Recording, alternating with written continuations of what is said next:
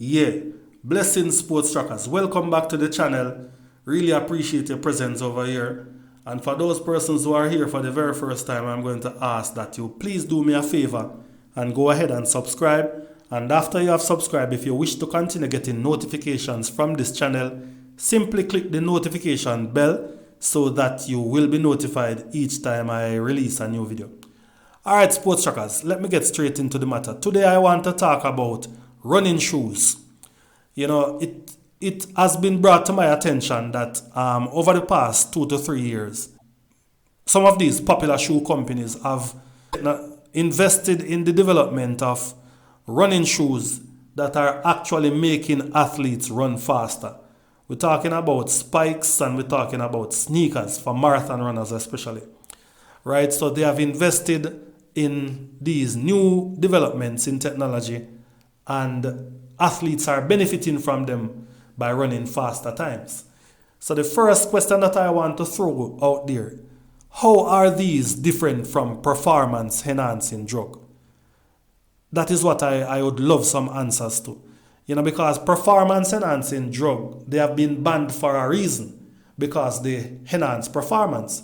And as far as I am concerned, these new development in running shoes, in footwear, they are also enhancing performances.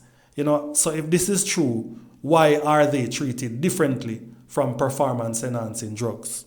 And I don't want anybody to think that I am against developments in technology. I am all for developments once it benefits the sport and once all athletes stand to benefit. But when you think about the fact that, some athletes will not be able to afford these high profile spikes and sneakers, then it simply means that some athletes will benefit from a competitive edge, where these spikes and sneakers are concerned. We can compare this new development to the development that took place many years ago with the transition from the cinder track to the synthetic track. That sort of development, it basically benefited everybody, because everybody got a chance to run on a synthetic track. So that sort of development is different. In this type of development, because of the socio-economic disparity among institutions and among countries, it simply means that some athletes will be at a disadvantage. And I believe that once athletes are at a disadvantage, then the relevant authorities need to step in and protect these athletes.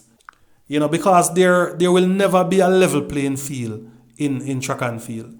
Once there is a disparity in resources, once some countries and some institutions continue to have more resources than others, it simply means that there will never ever be a level playing field in track and field.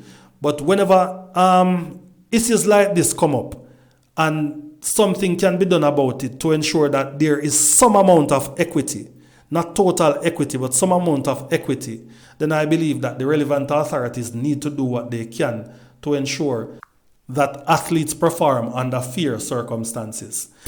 We have to think about the fact that track and field is a very technical sport. And athletes have been banned for using marijuana. Sha'Carri Richardson received a ban for the use of marijuana. Marijuana, as far as I know, is not even a performance enhancer.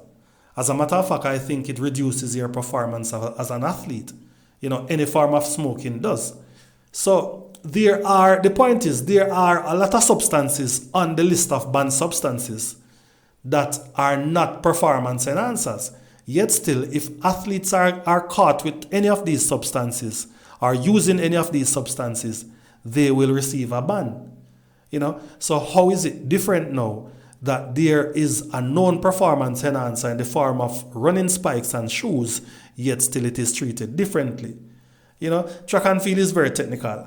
Once an athlete runs a time, if an athlete runs tomorrow and breaks a record, any form of record, the first thing that the stadium announcer and the officials are going to look at is the wind speed. Was the race run in a strong wind? Was the race wind assisted?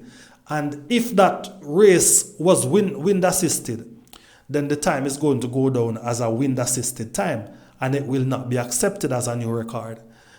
So that just speaks to how technical track and field is. So if times can be wind assisted and rejected as records, why should we accept shoes and spikes that are assisting, that are giving athletes an unfair advantage?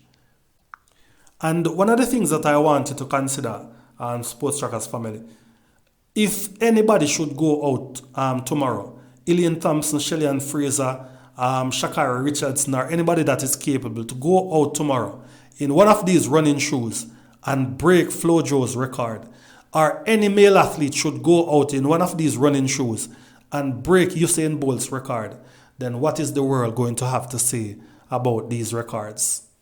Are they going to accept them? So please leave a comment and let me know what you think in the comment section, Sports Trackers. Blessings.